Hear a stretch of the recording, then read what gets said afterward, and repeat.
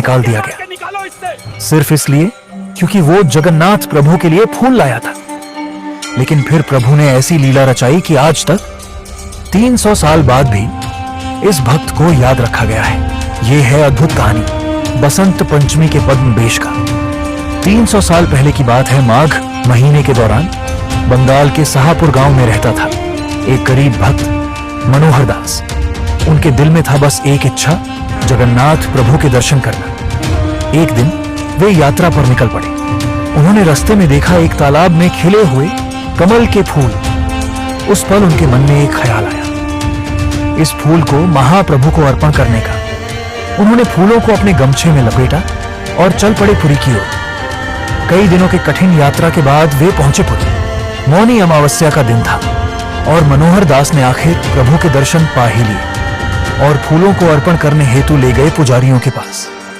पर पुजारियों ने देखा वो फूल अब मुरझा चुके।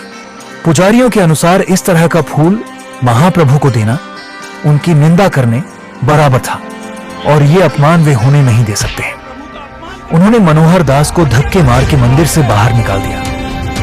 आंखों में आंसू लिए मनोहर दास बरछाता मठ के पास सड़क पर वो फूलों को पकड़कर निश्चेत हो गए। या तो आप ये कमल स्वीकार करें या मैं अपने जीवन यही त्याग दूंगा। उस रात पुरी के गजपति महाराज के सपने में खुद जगन्नाथ प्रभु प्रकट हुए। महाराज जाओ, मेरे भक्त की मदद करो, उसके हाथों के फूल मेरे महा श्रृंगार वेश में लगेंगे। गजपति महाराज जब मठ पहुंचे उन्हें सच में वहां दिखे मनोहर दास। उन्होंने मनोहर दास को उठाया और ले गए मंदिर। और जैसे ही वो सूखे फूल प्रभु को अर्पित हुए, एक ऐसा चमत्कार हुआ जो किसी ने सोचा नहीं था।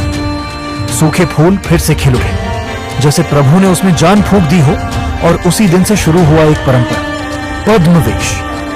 हर साल माघ मास में मौनी अमावस्या के बाद एक बुधवार या शनिवार को बसंत पंचमी से पहले जगन्नाथ, बलभद्र और सुभद्रा जी को सजाया जाता है पद्मवेश में।